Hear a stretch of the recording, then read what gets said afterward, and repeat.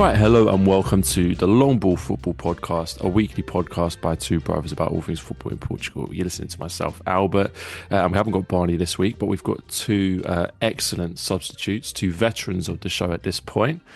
We've got Kevin Fernandes on the show. It's been a few weeks since we last had you on, Kevin, but it's great to have you back. How are you doing, sir? Always good to be here. It seems like apparently the hosts of this program don't like getting me in for good occasions, because last time I was on, there was a little fact of João Pereira at Sporting, which we all know didn't go too well. And at this point, there's a 1-1, which I'm sure I'm going to have to fight someone who's also in this show about. But yeah, it's always good to be here and got plenty of content to get through today. Yeah, and a man that knows an awful lot about being invited onto the Ball Futebo Podcast when his teams drop points is Mr. Andrew Batista. Andrew's back. Andrew, thank you so much. Yes. Man. I promise the next time Porto win, you're going to be on the show. That's a cast iron guarantee. I'll reach out to you next time. Next time they win, I'll reach out to you. Thanks for having me. No, absolutely our pleasure. And as the two guys alluded to, plenty to get stuck into, including the Clássico. So it's going to be a bumper show. Before we start, of course, a reminder, as always, that if you've listened to the show a few times and you're enjoying it, feel free to check out our Patreon. It's £1 a month, and it's a good way to get involved. There's a little bonus podcast on there pretty much every week. Last week, we did an hour-long bonus for the patrons, all about the January transfer window.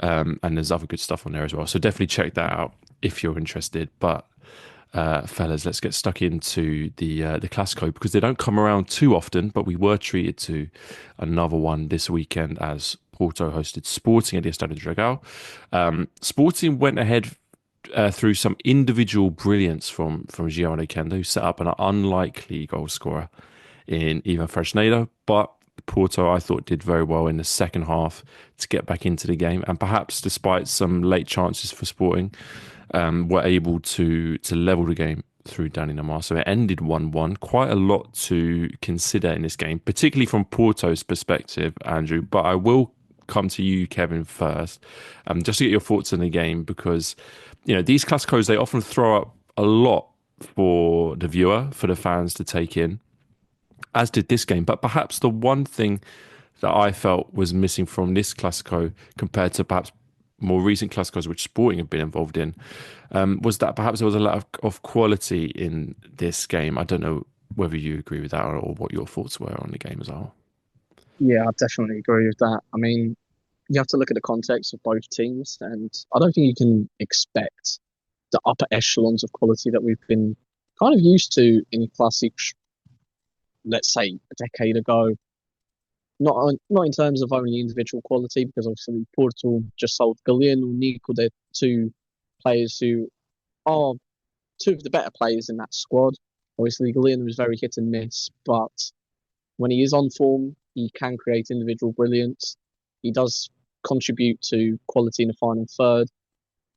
And it seemed like we were missing those sort of figures like Falcao, even like Gyökeres, who missed the majority of the game. When he was involved, he wasn't at his physical peak, which is where 90% of his powers really lie, in his just absurd physicality.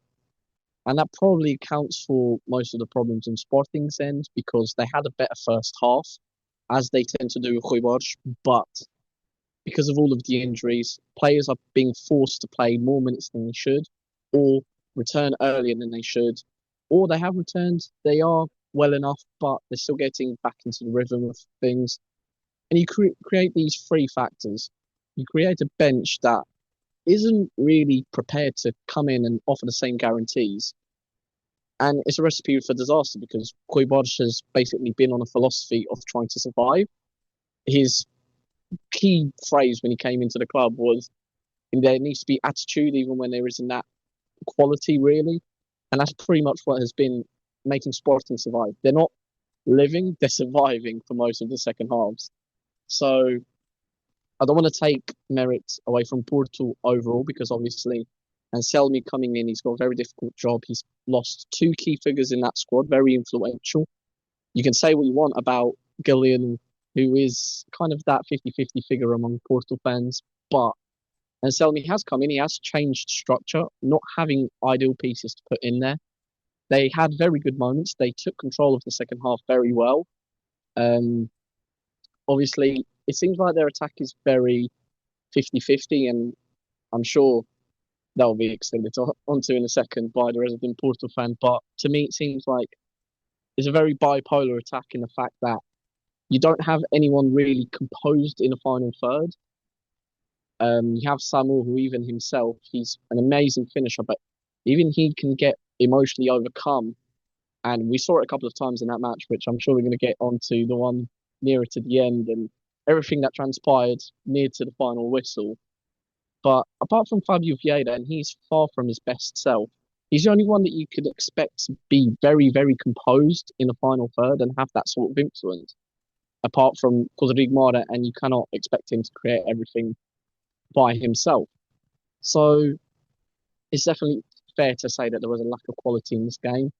The players with quality, you did see moments from them, but they're probably the youngest players on the field. It's Giovanni Kenda who had that moment, and Rodrigo Mora. But Rodrigo Mora, he didn't really have the supporting cast alongside him. Many times he would get onto the ball. He had a lot of actions on the ball, but he didn't really have a lot of outlets. And Kenda himself, he had that one amazing moment when he goes past, I think it was Zé Pedro, and not remembering the other player. João Mário. It was João Mário and Zé Pedro. Yeah. He has that moment, which obviously he does phenomenally there. But even the other probably best chances that Sporting had were through Giovanni Kenda, and one of them is a one-on-one chance, which he does falter on. So, yeah, at the end of the day, it was a very heated game. It was very entertaining at times, but in terms of overall quality, yeah, the times of Liedsons or even Slimani, Falcão, Jackson Martinez, even the likes of Brahimi, yeah, they're far gone, and it looks like Porto are in a phase where they will rebuild, and they do have Rodrigo Mora and Samu to build upon going into the future. And Sporting, it looks like, kind of mirrors Anselmi in a way, which is they don't really have the conditions to put their best teams out and really put their philosophies into the squads. They're basically just making do with what they can. And it looked like that's how we got the 1-1. Both teams just scraping by, and in a way that they got their goals. Really not a lot of opportunities, goal-scoring opportunities throughout the game. Just your half chance here or there, and two of them somehow made it in. It's really that simple. Yeah, it's a very good point, and I think it's a point that I want to expand on later. But the fact that two of the best players on the pitch were two 17-year-olds was really a fascinating kind of situation to watch. Andrew, I want to get your perspective from Porto, because on paper, for me, of course, you can look at this as another draw. It's now only 3 points from the last 5 games. It's sort of 12 points dropped out of a possible 15. It's quite, it's a very, very poor run of form in the league from Porto's perspective. But the thing that caught my eye, and I think caught a lot of people's eye, was, of course, Anselmi's reaction to the equaliser, which was a jubilant reaction, really, to the goal. And I personally haven't got a problem with that at all. I know perhaps there were 1 or 2 Porto fans who maybe took it the wrong way, saw it as kind of celebrating mediocrity, because it was a draw, it wasn't a win. But, it was an important goal at a very kind of pivotal moment in Porto's season. My opinion is that perhaps if he manages in the right way, he can use this as a kind of launch pad to turn the corner for Porto to get back onto better form. But still, when we look at this team play, I do just can't help but feel like there's so many limitations in the team at the moment, and to lose those 2 players that Kevin mentioned at the end of the window was quite tough. Agreed. What I will say about Anselmi's celebration is, it's a very emotional sort of moment on the touchline. There's pressure throughout the game. Porto are throwing everything at them. It's the 92nd or 93rd minute. That ball goes in, you're going to celebrate. So anyone that kind of takes that in a wrong way, or it's accepting mediocrity or anything like that. Right now we're mediocre. That is the world we're in. Everything's kind of changing. We're in this huge transitional period where you lost Sergio Conceição, which was very much, he was like a figurehead within the club, and he was there for so long. And then the Vitor Bruno experiment didn't work. Now you're trying something else.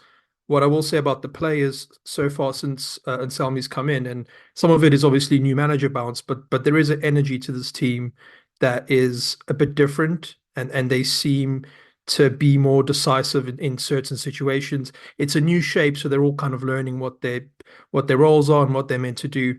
And the attacking players, particularly, they seem to be better coached. And somebody's clearly telling them what to do and how to do it, which is much easier for a player. A player doesn't want to think too much unless there's some sort of messy type or something. They just want to know what they're supposed to do, especially in these system-heavy kind of teams. So far, I like what I see in that sense. As for the game, it's just like Kevin said, first half was Sporting's. That first 25 minutes, Porto were really under it. It was tough to watch, and I was concerned. I'll be honest, I was really concerned. But then that last half an hour or so, it was completely like on its head, and Porto was sort of all over them. And I think that's kind of a metaphor for where the teams are. One team is kind of surviving, like Kevin said, Sporting playing this more blue collar, kind of less shiny style of football. They don't control the game like we're used to seeing them, or like they used to under Ruben Amorim. But still getting the job done, having the quality, having the players. Um, not in this game particularly, but Trincão's been really good in the last few games. When Gyökeres is still the best striker in the league, so they've got the parts to really go on a run, and I think they are still favourites for the league title. But as for Porto, Samu, what I like about Samu is, okay, he's got that passion and he goes overboard sometimes, but he runs after every ball. He never gives up. He's really tenacious in that way, and he's got some quality, even though he can be a bit clumsy. He does have quality. And then Rodrigo Moura was, he's so good for such a young player, very composed. He's maybe not as composed as he will be in a few years, but that's just youth, right? You do stupid things, your decision making, you take shots when you shouldn't, which he did a few times in that game. Um, but overall, I was sort of happy with the performance. I would have preferred the win, obviously, but I think they showed a lot of character coming back from 1-0 down against a very formidable Sporting team who can make it very difficult to sort of get back into games. Yeah, absolutely. And like you say, I mean, Rodrigo Moura is a player I love watching. Just Yeah. incredible talent, and you can see at times he's struggling because it's hard for a 17-year-old to do everything right at all times at the highest level, especially when he's kind of got teammates around him and aren't necessarily themselves doing everything correct. But yeah, a real positive for Porto, I think, is Moura's kind of breakthrough in the last few months, really, not even just the whole season. Kevin, I wanted to get your opinion on something that me and Andrew were kind of discussing the last time we were on the show, and in general, we haven't spoken since Rui Borges came in, and it's about what kind of Andrew alluded to the change of style. And I know you said that Rui Borges said when we don't have the ability, we need to have the attitude, and I think that's very positive. I might caveat that by saying, well, under Amorim they seem to have both. Maybe that's a bit harsh to say that, but yeah, it's kind of been it's Sporting under Rui Borges are very different. They're still getting good results, but obviously it's kind of, how do you feel as a Sporting fan looking at the team now? Do you think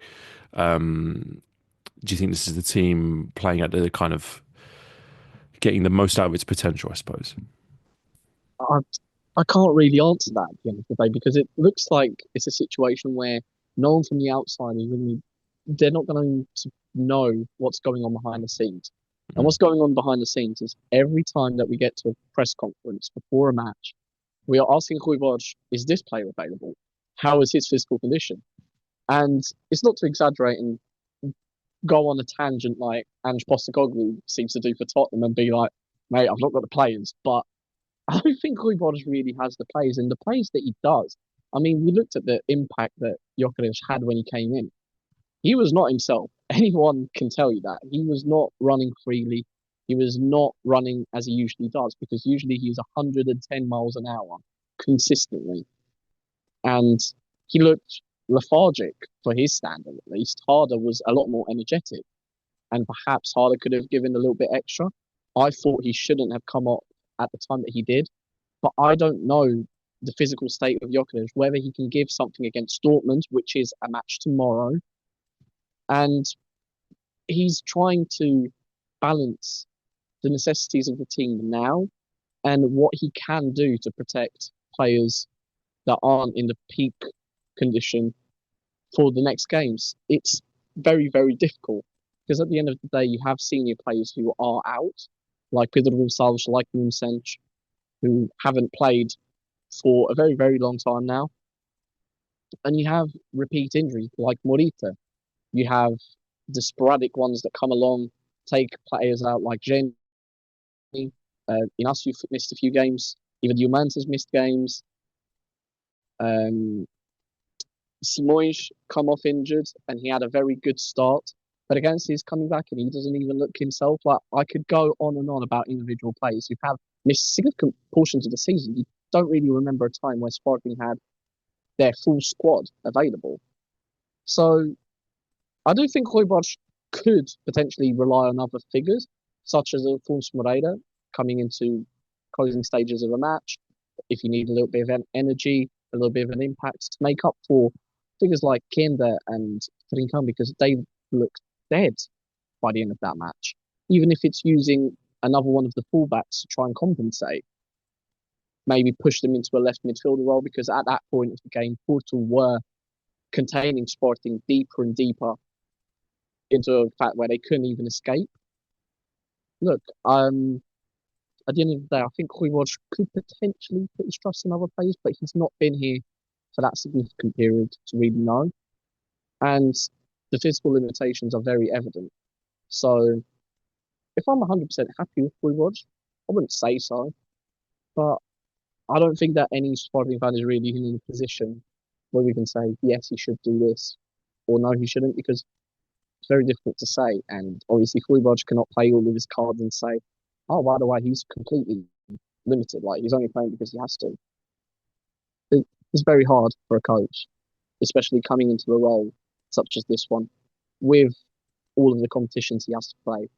So, just based on the results, I think it's the best that Sporting fans can really hope for and be realistic about.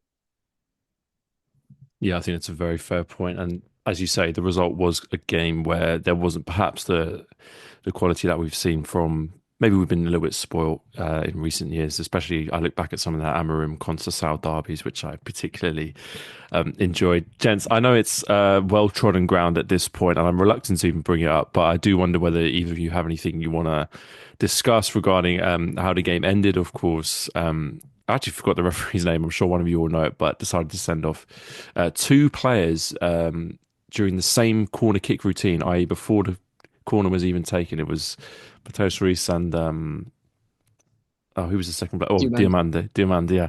Two players sent off. So, these games give us so much. One of the things they often give us is these kind of refereeing debacles. And we got another one today. It did seem to me, I don't know whether either of you agree with this, but to me, it just seemed like a game where, do you know what? The players actually managed to keep their heads quite well. It was the referee was the one who actually seemed to buckle under the situation. I think in the past, perhaps I've given a referee the benefit of the doubt by saying, well, maybe the players are the ones that instigate these situations where the refs find it difficult to cope. But it did feel perhaps a little bit like the referee took this one upon himself. Yeah, Kev, I don't know. I can't disagree. And Yeah. I'm not going to defend Matheus Reis, because at the end of the day, you don't need to go following the referee, complain saying that he needs to go to VAR. At the end of the day, if the referee decides to put that in practice, let's ignore the criteria, whether it is consistently put in place. Matheus Reis doesn't need to do that. And the fact of the matter is, he went to the referee, looked like he was doing the signal for VAR, which obviously is a bookable offence, and then he goes following the referee. And I thought what they were saying on Sport TV is actually João Pinheiro gave him two bookings because he thought he was a different player the second time around, which is just hilarious. And I'm not going to disregard his influence in this situation. Like, João Pinheiro lost complete control of that match. Complete control. And I think that's undeniable for any fan, even a neutral that was watching that match. But also with Duman, again, they are not completely faultless.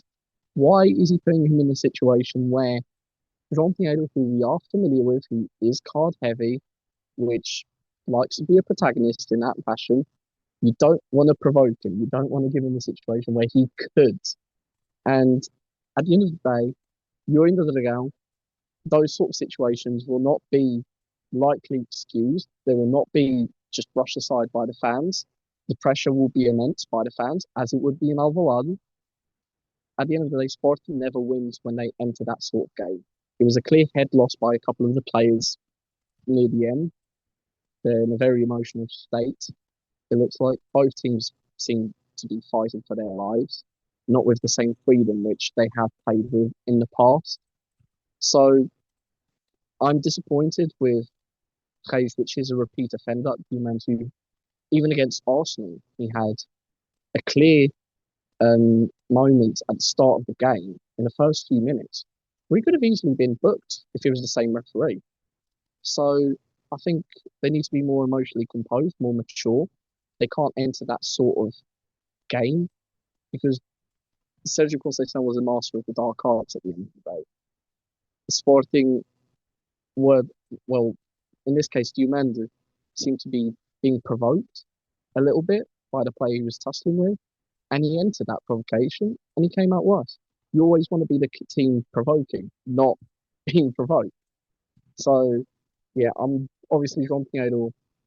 All of the analysts have gone and said that, okay, might have been a penalty on Kenda, might have not been a second yellow, this or that. He's not faultless, but I don't think that you can look at the Sporting players like Angels either, personally. Yeah, I agree with pretty much everything you just said there. I agree with the red card, the Diomande red card. Anytime you sort of you motion your head that way, like a headbutt, it's going to be a red in the modern game. The two yellows, I mean, two yellows or two yellows. You can sort of argue them, and refs can always just say, "Oh, they said this, they did that." But this is a referee that we know sort of makes it about himself, and he's done that in the past, a bunch of times. That he always sort of catches headlines that way. So yeah, it was just sort of an ugly end to the game. As for the penalty, do you think it was a penalty, Kevin? The Zé Pedro tackle? Because I thought it was a clean tackle, just about got enough of the ball to not be a penalty. I think it's too subjective to give it to VAR, honestly. I can see arguments for and against. I see that he got a lot of the play. He also got a lot of the ball.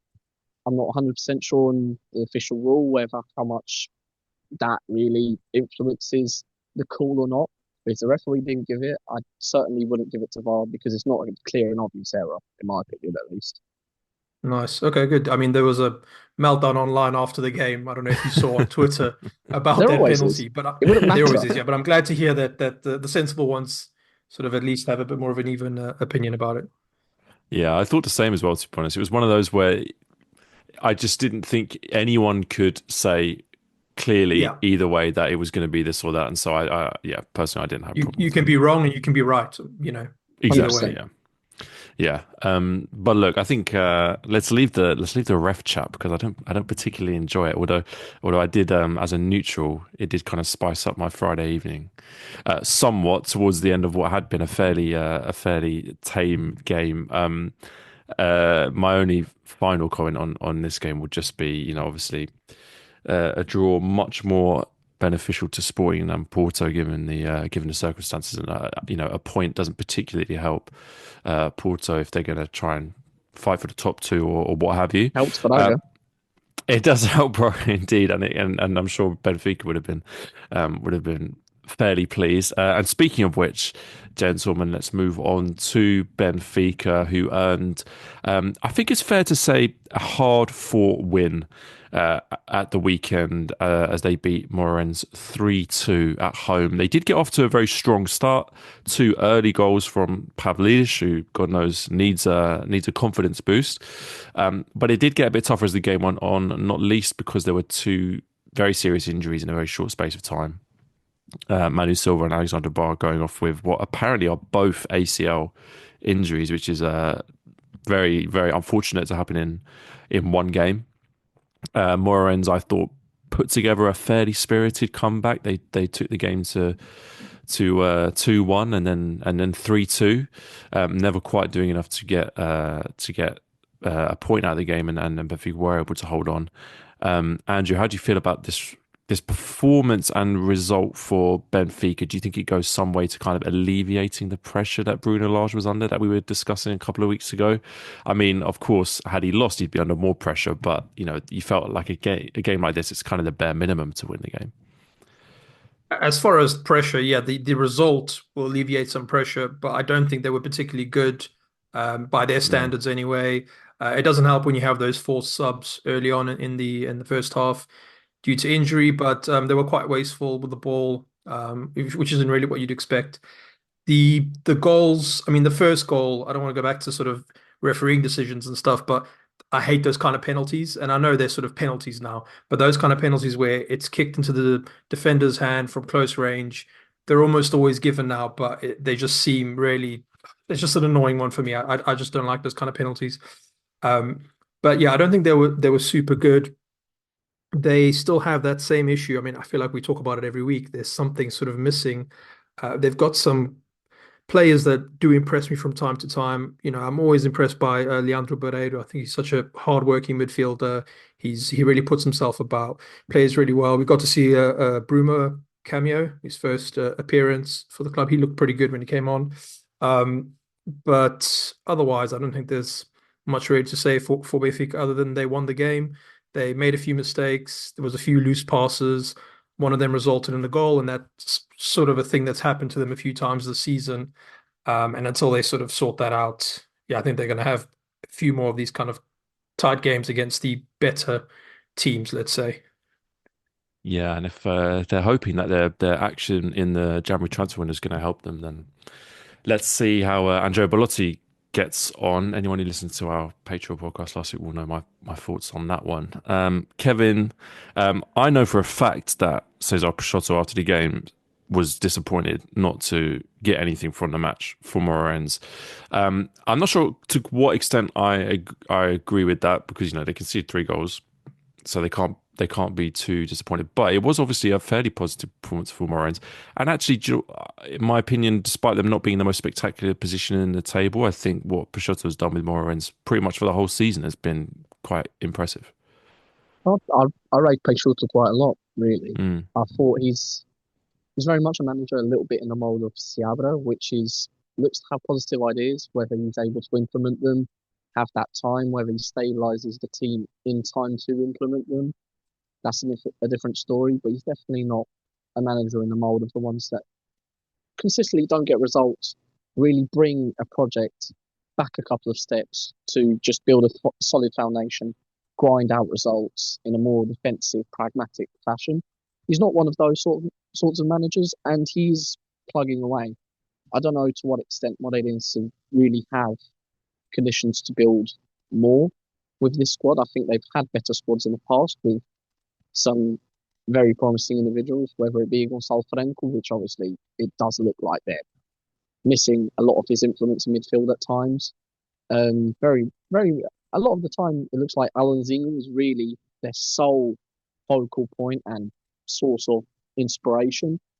So I am moderately impressed by what it is. I mean, they're a team that say what you want, but probably off of club stature shouldn't be in the position that they're in. So I'll always be impressed by a club that can consistently provide these sorts of results. It shows that they're doing something well, that they are stable enough in that fashion. And in the perspective of Cesar Peixoto, I mean, if you're looking at it from a neutral standpoint, you would recognise that Benfica probably did do enough to win the game. From his standpoint, I can understand why he felt a little bit hard done by. And I can understand why a team would go to study the Luge and think that they can get something from that game. Benfica do not impress me.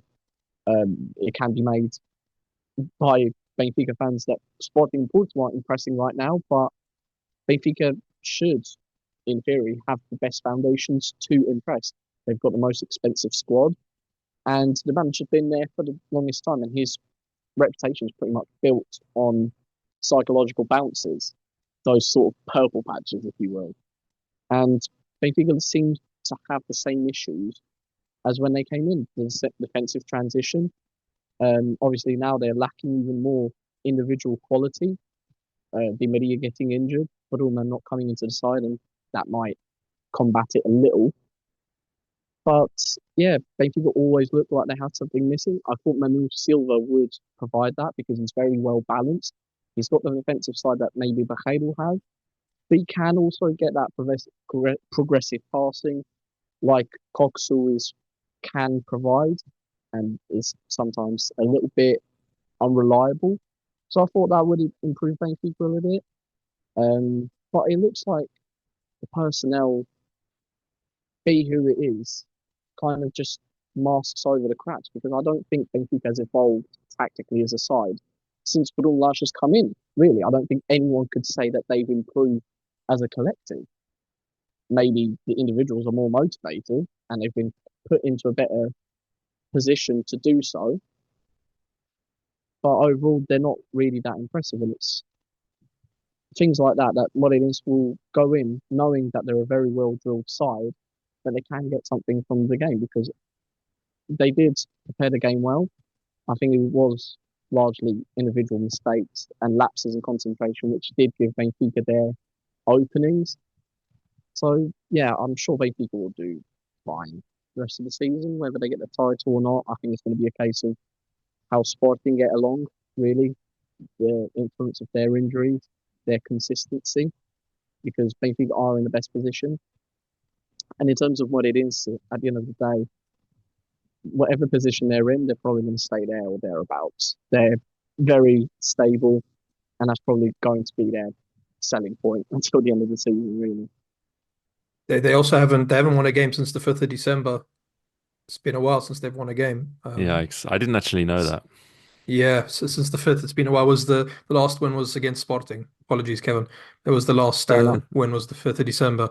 They've been on a pretty poor run, few draws and stuff, but they're still 11th. So I think that early part of the season really helped them. Those points they sort of generated then. That squad is just too plucky in a way. No, agreed. Yeah, it's a fair point. I think you're right as well to point out about that. Perhaps the thing that Moreirense are lacking to take to that next level is the kind of creativity or that one player that they used to have to unlock the door. I mean, in this game, I liked a lot. Like Benny played really well, and even the 2 goal scorers. Great really, goal. Yeah, great goal, and Ivo Rodriguez as well. I mean, that was I thought, particularly good goal as well. I mean, listen, Andrew, I'll spare you talking about Benfica because I know that we've discussed them a lot and we kind of go around in circles. But I think that in itself is kind of an interesting point with where Benfica are at the moment. We have been having a lot of the same conversations about them for quite a long time now, and things haven't really changed. We still see the same kind of defensive weakness. We see the same almost mental lapses in the players that seem to just be happening far too often. They haven't really resolved for me the issues they have in the squad to do with like the balance that they have in the squad and having all the right players to fit into the right places. I mean, again, I don't think we have to dig into Bruno Lage's leaked rant about feeling the need to play certain players with a certain price tag, blah blah blah. All these problems just don't seem to be resolving themselves. And with the transfer window closing, I agree with you, Kevin. I thought Manu Silva was probably the one positive signing that they made. And maybe Bruma, I know Andrew said he played well, so maybe Bruma will prove to be a shrewd signing. But, with the January transfer window now closed, with Bruno Lage still in charge, and they still seem to have a lot of the same players. It's not a team that at this point I think is in a great position to kind of storm to some kind of late title charge. And, really what we're looking at is the title at the moment for me is Sporting's to lose with the way things are going. So, blimey, what a kind of pessimistic start to the podcast with basically the 3 top teams not at their best. But look, that's the kind of the way that the season has been going. And, the Portuguese league has given us a lot of great moments in recent years, especially with Amorim around and, in my opinion, with Sergio Conceição around. So maybe this is kind of what we have to take this fallow period, perhaps with some of the top teams not at their best. But mate, we at are. the end of the day, if you think of it, the Premier League, Liverpool is the only one that you could say that are at their best. True. Of the big teams, at least. So True. I mean, football is always cyclical, right? It's nothing ever lasts forever, and 100%. And I'm sure there'll be new kind of periods born in the next few months, maybe even next season. We'll have more exciting stuff to discuss. But we are always, you can always look, in my opinion, to the rest of the league for interesting stories, great teams, good young players, good managers, etc. And I know one team, Kevin, I know that you've been looking at a lot, and perhaps one that we haven't discussed enough in recent weeks, Andrew, is Estoril. Because there were more incredible scenes in the posh bit of Lisbon as Ian Cathro's Estoril won their fifth league game in a row.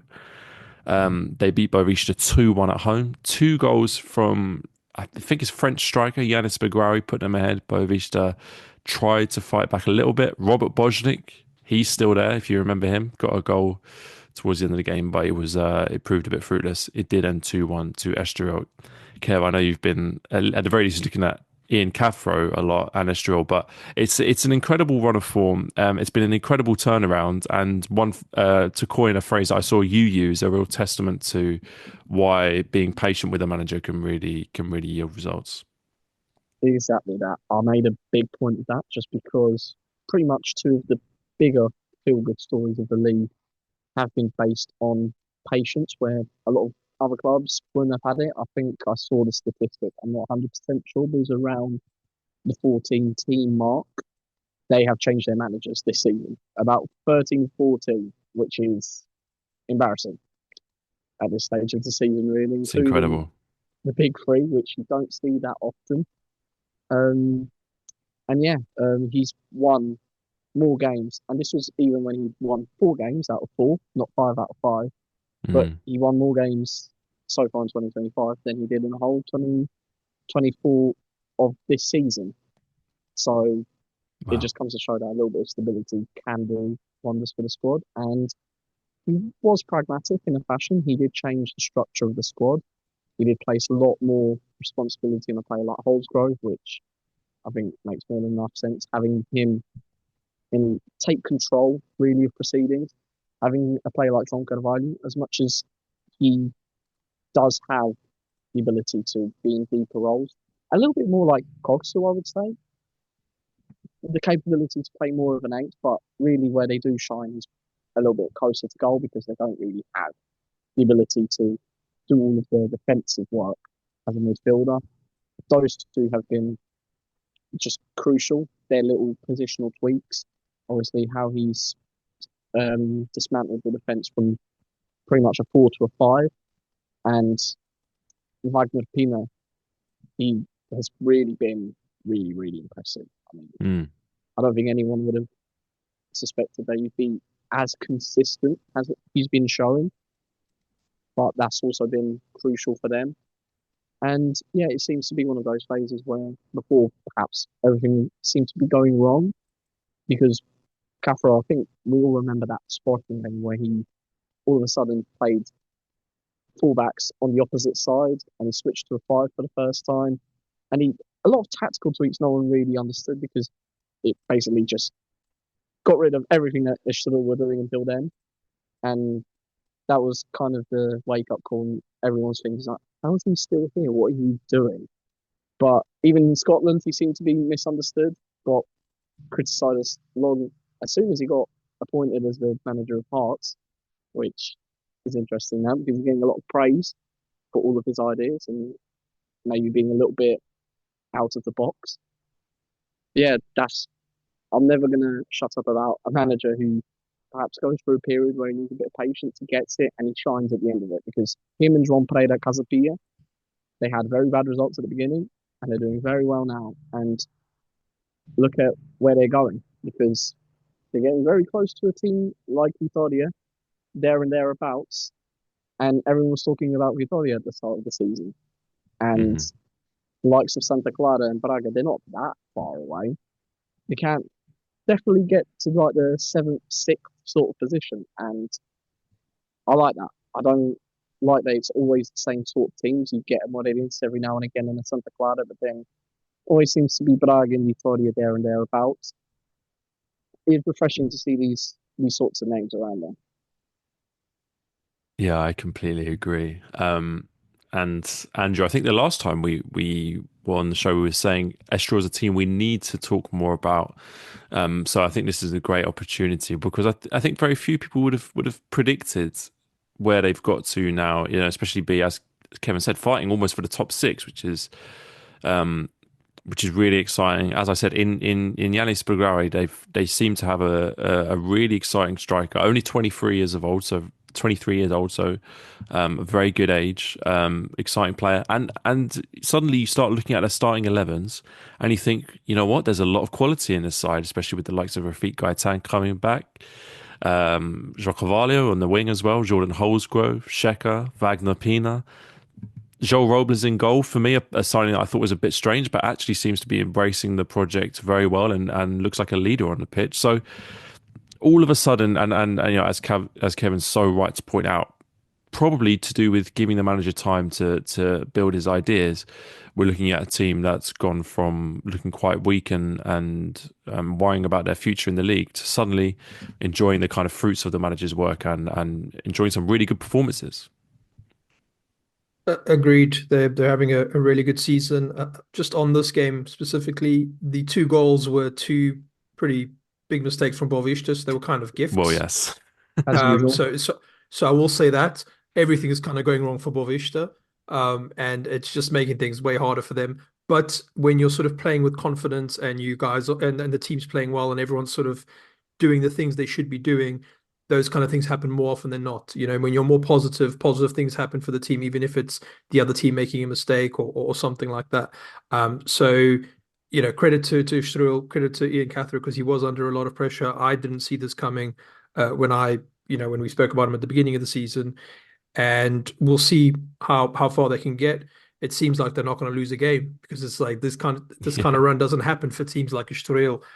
So it's really great. I'm interested to see when they play one of the big three again, to see how they sort of get on, because now this is a different kind of Estoril to the ones that played them earlier in the season, because now they really have the tails up. I just want to touch on Boavista a bit. They tried their best, but they were pretty dreadful. You were right to point out the goalkeeper, because I don't want to be harsh on anybody, but it was an all-time stinker of a performance from the really keeper. bad, really bad. Really tough. He looked like it was his first time being in goal or something. It was really, really poor from Cesar, especially that save from the header where he, as a goalkeeper, you should always save away, and he kind of did a weird thing where he went ahead of the ball and then it went in. It was very embarrassing. And then there's the short pass that Beirari then sort of intercepts and goes around him and scores. So just a bad situation for Boavista. They're almost certainly going to go down. I don't want to be negative, but I'll probably put money on it now. They are almost certainly going down. I don't think they're going to be able to save their tails the way things are going. But yeah, fair play to Estoril. I mean, Andrew, you're forgetting the breaking news that we heard this week. I mean, Boavista's fortunes are about to turn around, because I thought they were staying up. I thought they were staying up until you told me that. Now I'm certainly going down. Well, Lito Vidigal is back. I mean, who would have seen that coming? Probably nobody, including Lito himself, would have thought he'd get another opportunity in the Primera Liga. But Lito Vidigal is back. I mean, Kev, I think this is genuinely actually worth talking about, though, because it does kind of play into Boavista's wider issues, which is the quite bizarre nature of the way that club is trying to run itself. It's not just Lito Vidigal coming back as manager. It's a kind of string of very strange free agents that they've been linked with as well recently, including the likes of Levan Kurzawa, the former PSG left back. I even saw them linked with, can you believe, Marco van Ginkel, if anybody remembers that name from his brief spell at Chelsea.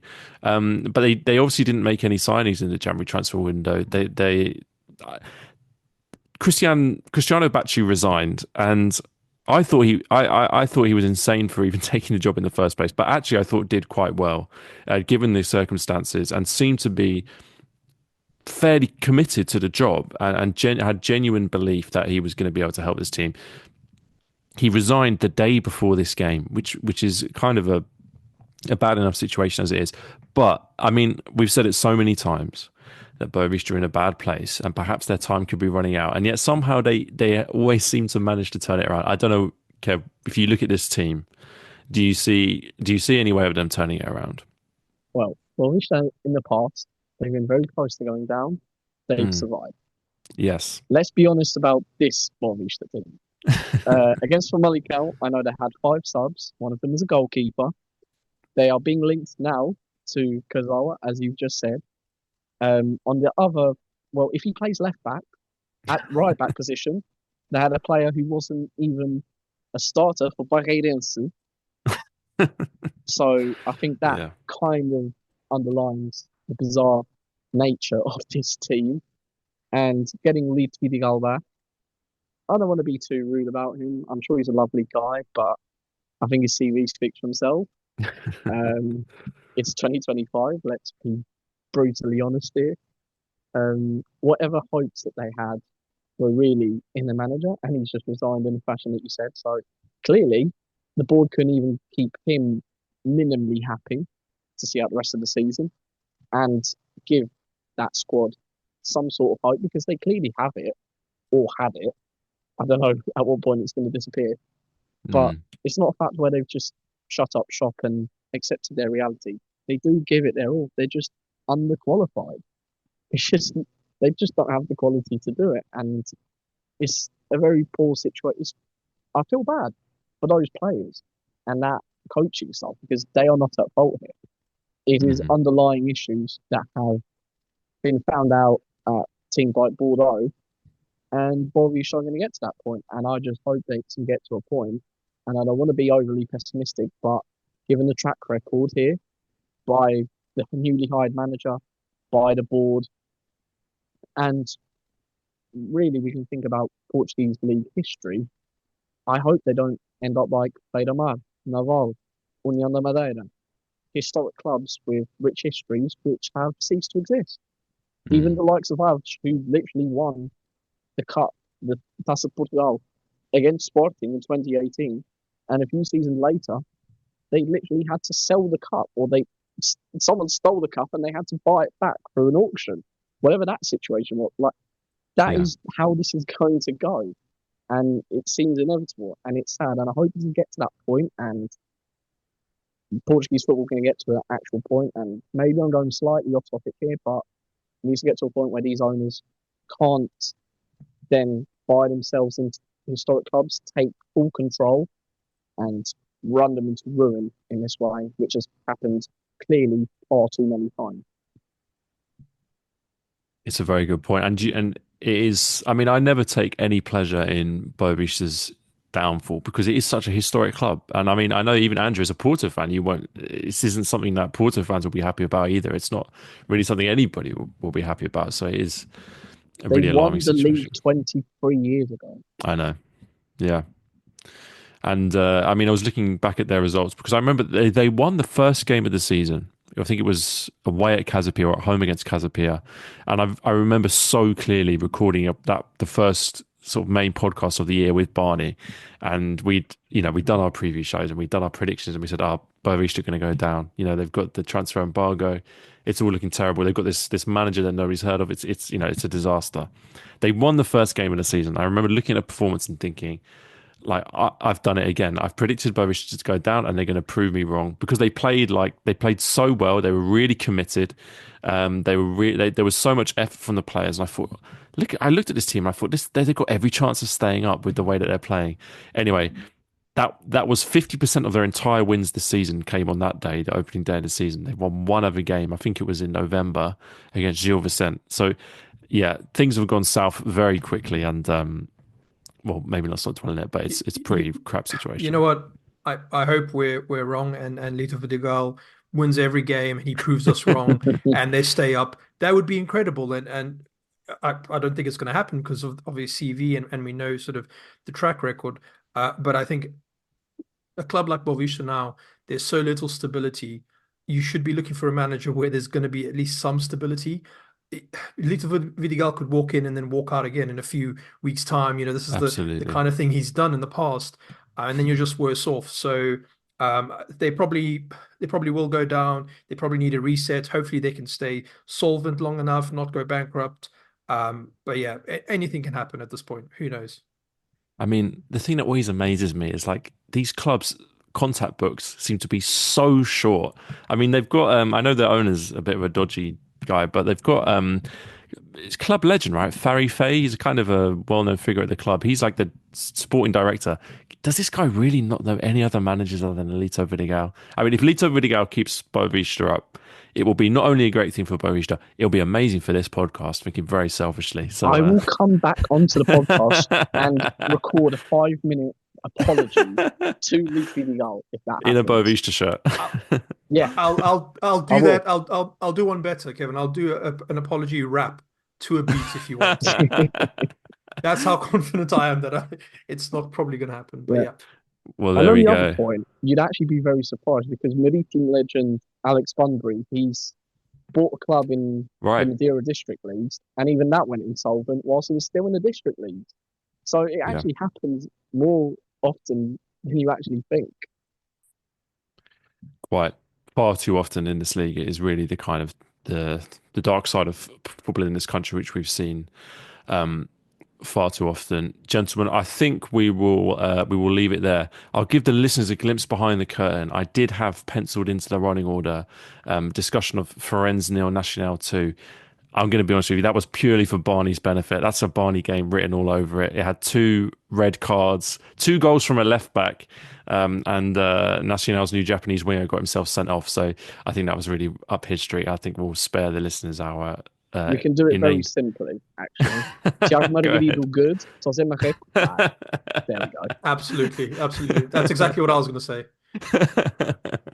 Well, there you go. Nice and succinct. Thank you so much, gentlemen, for joining me again. We really appreciate your time. As always, we'll have links in the description of this podcast about where you can check out both of our contributors' work. Both contributors now for Portugal.net, which is fantastic. It's always good to keep it in the family. Just a reminder, of course, to check out our Patreon if you're interested in that as well. And me and Barney will hopefully be recording a bonus podcast going out slightly later in the week. So keep your eyes out for that. But yeah, that just leaves me to say thank you, Andrew. Thank you, Kevin. And yeah, we'll see you guys very soon.